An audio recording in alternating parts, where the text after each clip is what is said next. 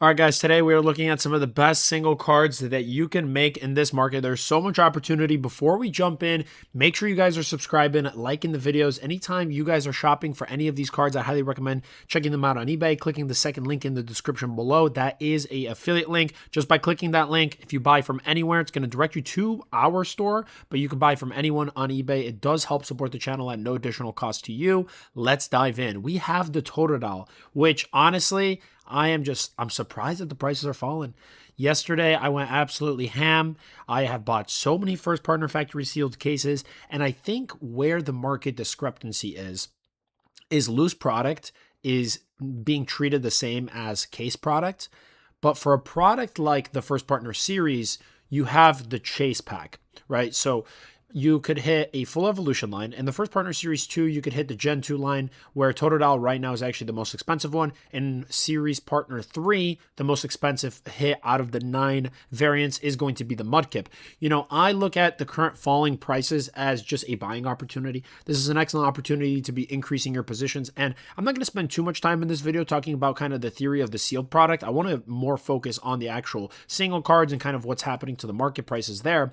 But one thing I do want to say is I think long term, the people who have the factory sealed cases, those are the ones who are going to really benefit because, you know, down the line, these cards are going to rebound. Right now, it's very easily accessible. There's a lot of sellers. You could see even on this Totodile here, you have 300 listings. With that much increased supply, it makes it difficult for the prices to go up, which is why they're falling. But not to worry, over time, that stock is going to be depleted. You know, a card like this, even in a CGC 10 pristine, is like 130 bucks. And it's not easy to hit a pristine 10. But then again, if you're submitting quite a lot of cards, there's a ton of opportunity at the current price levels. And that's what we're going to be exploring. You know, seeing a 20% dip, $27 card, it hit a peak of 43. Initially, right off the rip, it was a $43 card. That price was a little bit unsustainable. Kind of in that pre-sale period, it actually experienced a moment of increased prices, but I was selling these on our eBay store for about $30. And, you know, right now at 20, this is just an excellent opportunity to get more. The only reason why I never buy any of these cards on TCG is you don't actually know how well centered they are. You know, you have some seller here with 7 copies. These could all be very well off-centered. You submit them out for grading, they'll come back as a 9. You don't really have any market premium on a 9 for an ultra modern card. It really does have to hit that Gem 10. Whereas if you click the second link in the description below, you go to a store like mine, you go under Japanese cards, you know, you could click on a card. What we do is we do exact scans. So you could see exactly what you are receiving. You could see the conditioning, any sort of flaws. You know, we try to be very transparent with how we sell our cards, but you can't find that on TCG Player. But the biggest recommendation is always going to be to find near mint cards. Totodile, it's a home run. I love the feature of the red Gyarados there. Very nice touch. Shifting focus here on the first partner series 3. The Mudkip is leading. I think, you know, Torchic and Trico are fantastic, but as far as just pure artwork goes, not even talking about the Pokemon, what I really like about this card is this little cameo appearance by Latios Latias. I don't know, it just works very well with the colors of the card. It pops. I will say that the biggest downside for a lot of these cards, and we're going to explore some of the cheapest ones, like Sable's a good one here for $5. The biggest downside that people are noticing is like, hey, I hate the stamp. I hate the stamp. I don't like the 30th anniversary stamp. You know, I think this is just to commemorate a time in Pokemon's history. And I think as the Pokemon company continues making more of them, they're just going to be even more collectible. You know, it started with the 20th anniversary where it's just 2-0. Then for 25th celebration, they did 25. And now for 30th, they're doing 30. And I feel like every 5 years, they're just going to continue doing it. And for the time being, because there's not too many cards to select from, they're not popular and people are like, oh, I don't like them. But imagine when you get to Pokemon's 100-year history, right? The people who are going to be collecting Pokemon during that time or the 50-year anniversary or whatever, like these cards from, hey, 30th anniversary, super cool. And the Japanese market, there's a massive premium on the anniversary promo cards, especially ones that feature cards like Pikachu. Now, obviously here, Sable is never going to be as popular, but that doesn't mean that there is an opportunity in cards like this, right? So circling back to Mudkip, you know, this one, looking at the market price, it just came out. This one opened out the gate a lot cheaper. Totodile you saw hitting 43. This one hit a peak of about 28, 29. You're seeing a little dip in that like $27 mark, but it's still holding close to 30. After shipping and tax, you're looking at 30 plus out the door. Very, very good entry price. You know, I do expect it to maybe drop a few dollars, but at least in my business, I don't really care about a 5-10% drop. Just being able to have quantity available of this card, I think is going to be an extremely lucrative play. And you know, I'm just sharing with you guys what I'm doing, and then, you know, do with that information what you will. But I even take a look at other Mega Evolution promo cards in the block. Like this is the first Partner Series 2 Chikorita. You know, I was selling this one very, very steadily on my eBay store for $20 to $25. And there's been no increase in supply as far as production goes, but it seems like everybody's just dumping the cards now. And I think a lot of people, my theory here is a lot of people are possibly over leveraged, and they are just trying to kind of get capital back in preparation of the 30th anniversary, where we know that there's going to be significantly more SKUs. Now, if you're well capitalized, these are just opportunities where you should be buying. You know, you look at the June sales here. Like I said, I was selling in the $20, $25 range. It hit a peak of 27. The fact that they're now $11 for Chikorita, this to me is an absolute no-brainer buy. I'm more confident in the sealed product because I think the sealed product is going to get depleted a lot faster. The promos, though, if you're not in a position to be spending $200-$300 a case, the promos aren't bad either. Because right now you've experienced these massive dips down 50%. So you're basically able to get twice as many cards for the same price. It's a really, really good opportunity. I look at the Cyndaquil. I was selling this one all day, 30 plus. Let's see. This one hit a peak, same thing, 36. Yep, so I was selling it in that $30 range on our eBay store, down to $13. You know, what I'm doing right now is I've halted all sales. I'm not selling any more of these. I'm holding them. I'm buying more of them. And it to me, long term, it's just such an obvious play. And it's surprising because a lot of our wholesale members, for those who don't know, we have this wholesale group here. It's our PokeKingShop Pro group. We have two different tiers. We have Starter and Elite.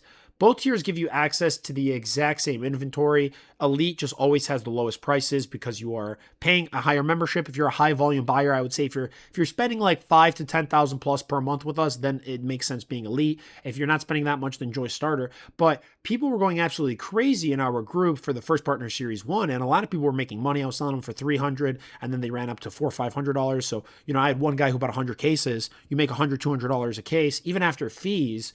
You know, incredible amounts of profit being made. And what's fascinating is you have the sealed products now available for a fraction of the price. Like a lot of the cases now are in that $200, $250 range, and it's almost half price. And people are like suddenly scared to buy. And I'm looking at it like, okay, Gen 1 is fantastic, but is Gen 2 and Gen 3 that much worse? Like, is it worse by 50%?